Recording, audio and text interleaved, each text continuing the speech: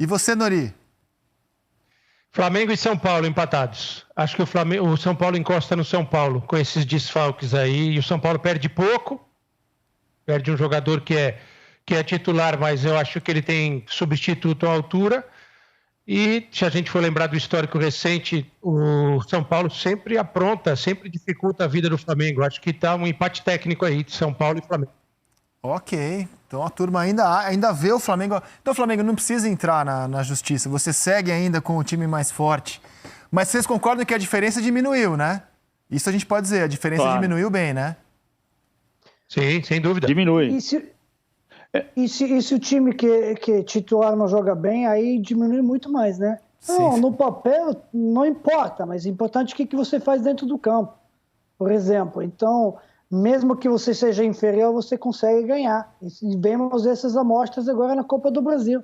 Contra times infinitivamente inferiores e com orçamento e folha orçamentar 10 vezes menor ou mais, e consegue ganhar. Então, no papel é uma coisa, agora dentro das 4 linhas é outra. Agora, times que não tiveram desfalques, né? São Paulo, Grêmio. Se eu tô lá, quero falar, essas 9 rodadas aqui é pra gente, cair dentro, porque os outros times estão enfraquecidos. Vão pra cima. Fala, PVC. Só contar uma história aqui. Assim, 10 anos atrás, na verdade, para ser preciso, 9 anos atrás, eu tinha muito esse debate por causa da história do Neymar, né? Em 2012, o Neymar jogou pelo Santos 44 partidas e o Santos jogou 75. Quer dizer que 39% dos jogos do Santos, o Neymar... E aí ficava um discurso que era assim, não é bom ter um jogador de seleção.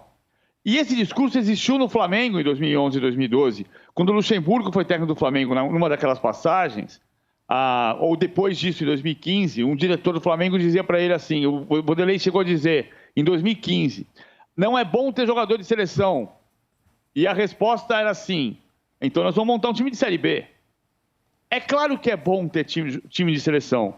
É claro que é bom ter jogador de seleção. O problema é que você precisa resolver esse calendário que é assustadoramente grave há décadas. A última vez que um time jogou o Campeonato Espanhol desfalcado de jogadores que estavam na seleção antes da data da FIFA foi em 93. No dia 19 de setembro de 93, o Romário do Barcelona estava em Brasil e Uruguai e o Bebeto Mauro Silva do La Coruña estavam em Brasil e Uruguai. Isso faz 28 anos. E o Brasil não resolveu esse problema. E tinha que resolver, tem que resolver. O problema é que o Flamengo está usando o casuísmo. Porque o endereço do problema era outro. Existia a Copa América na Argentina e na Colômbia. A Copa América na Argentina e na Colômbia ia tirar jogadores do Campeonato Brasileiro. A Copa América mudou para o Brasil e o Flamengo diz, mas quando foi no Brasil em 2019 o campeonato parou. Então, na verdade, o que tinha que parar era a Copa América, como eu disse agora há pouco. O Flamengo ontem desfalcado do Gabriel pela polêmica que tão bem tratamos ontem aqui. O Gabriel não se apresentou ao time, está fazendo um tratamento graças a um edema. O Everton Ribeiro se apresentou. O Flamengo jogou com o Everton Ribeiro, sem o Gerson, sem o Pedro, que defenderam a seleção olímpica na semana, bateram na Sérvia. Sérvia, aliás, baba da baba, né, Pet? E o que você nos conta, Pet, da vitória de ontem do Flamengo, Pet, sobre o Curitiba por 1-0? Antes disso, você já provocou a Sérvia, tem que te responder. Acho que é 3-0 em cima da Sérvia, mesmo sendo no pequeno Maracanã, em Belgrado. É um placar muito magro para essa seleção olímpica que jogou contra a seleção de sub-21 da Sérvia de reservas. 3-0 é muito pouco. Acho que a seleção sérvia foi muito bem. Falando disso, o Flamengo ontem conseguiu uma vantagem, né, do primeiro jogo de 1-0, ganhou um jogo. Foi melhor que Curitiba, mas tivemos 2 tempos totalmente diferentes. No primeiro tempo, né, saiu o gol do Rodrigo Muniz aos 15 minutos, de um jogo aéreo, de cabeça, um belo ramate, ele abre o placar, e o Flamengo ia na 6ª finalização. Então, aí, até aquele momento, o Flamengo conseguiu, martelou. Depois disso, o Flamengo teve o tempo todo posse de bola, mais de 70% de posse de bola, mas estava jogando no ritmo de um de treino. Curitiba muito acanhada, sem pressionar, sem oferecer contra-ataque, perigo nenhum. Aí no segundo tempo, no intervalo, aconteceu que o Moringó, né, como chama o treinador do Curitiba, faz a mudança no intervalo, muda o ataque completamente, muda o sistema tático e começa a pressionar o Flamengo para cima. Começa já não deixar o Flamengo jogar. E aí o Flamengo tinha que aumentar o seu ritmo da velocidade de jogo e intensidade, porque estava sendo obrigado. Teve um contra-ataque, continua sendo melhor, mas já o Coritiba ofereceu alguns perigos. Começou a fazer algumas chances, criar algumas chances, chutar e ter finalizações, que no primeiro tempo não teve nenhuma.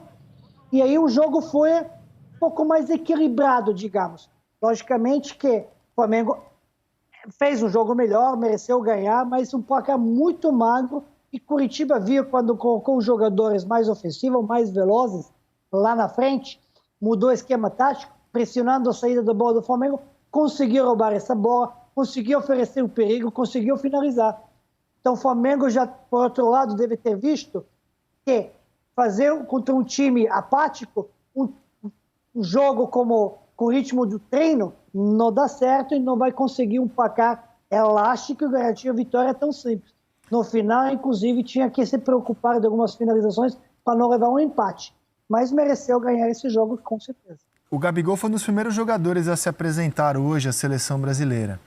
Se ele tiver, por exemplo, no banco ou em campo domingo, na estreia do Brasil na Copa América, eu acho que vai apimentar essa briga política nesse momento no qual ele está no meio do tiroteio entre CBF e Flamengo. Né? A CBF diagnosticou o Gabigol com edema na coxa. O Flamengo queria ter Flamengo, examinado o jogador em Curitiba. O Gabriel não foi a Curitiba. Quem paga o salário do jogador é o clube. O Gabriel alega que teve autorização para não ir, mas o Flamengo disse que nunca autorizou que ele não fosse a Curitiba. O Flamengo queria ele poder ver a lesão, porque já houve outras ocasiões em que o Flamengo discordou do diagnóstico dos médicos da CBF, a ver os próximos capítulos dessa polêmica. Com o Gabigol na Copa América, com o Pedro nas Olimpíadas, o Flamengo vai ter que usar bastante o Rodrigo Muniz, autor do gol da vitória. Até aqui ele tem 16 jogos na temporada, foi titular em 4 jogos, marcou 6 gols. E aí, Nori, o que você tem achado desse jogador que vai ganhar o protagonismo, cara? Porque uma hora o Flamengo vai perder o Gabriel, na outra ele vai perder o Pedro e o Rodrigo Muniz vai ter muita chance nesse meio tempo, Nori. Ele é talentoso, tem potencial, diria que mais para a linha do Pedro do que para a linha do Gabriel. Mas é uma barra você assumir uma posição com 2 dos principais atacantes do Brasil hoje, né? Para a posição, não tem ninguém melhor do que o Gabriel e o Pedro no futebol brasileiro. Aí você vai do gosto, né? O Pedro tem uma função mais do 9, clássico, do mais jogador de área. O Gabriel é um atacante um pouco mais versátil, também tem uma finalização espetacular. Então a barra é você ter o substituto desses jogadores com um nível de excelência tão grande. Mas eu acho que ele é um jogador de grande potencial, mas vejo mais para a linha do Pedro do que para a linha do Gabriel. PVC, você que comentou o jogo também ontem? Ele foi bem no jogo de ontem. O Flamengo jogou um bom primeiro tempo. O Pet já explicou bem o jogo. O segundo tempo foi um pouco mais amarrado. O Curitiba melhorou um pouco o jogo, tendo mais posse de bola. O Muniz, ele dá opção para o Rogério. Como é que você falava no ano passado? Que ele tem recomposição? Que o Rogério falou da recomposição dele, mas ele joga de centroavante. Hoje tem recomposição do Muniz. Ele pode jogar pelo lado direito, na ausência do Everton Ribeiro, mas não é. Ele é centroavante. Ele jogou ontem como centroavante e mostrou que é centroavante. Faz gol de centroavante. Verdade que o Val não subiu com ele. Então ele vai ser opção para frente, ele vai ser opção para segundo tempo. Pelo número de jogos que ele fez, 16, só 4 como titular. Isso mostra que ele tem sido usado no decorrer dos jogos também. E vai ser muito útil. O Flamengo tem um bom elenco. O Flamengo vai sofrer com os desfalques. E não era para ver desfalques, porque o calendário tinha que ser mudado há muitas décadas. Mas o Muniz vai oferecer gol também, como ofereceu ontem. Ok, meus amigos. Diga, Petkovic. só para não deixar passar em branco, o gol que você viu anulado do Rodrigo Muniz não foi impedimento, não.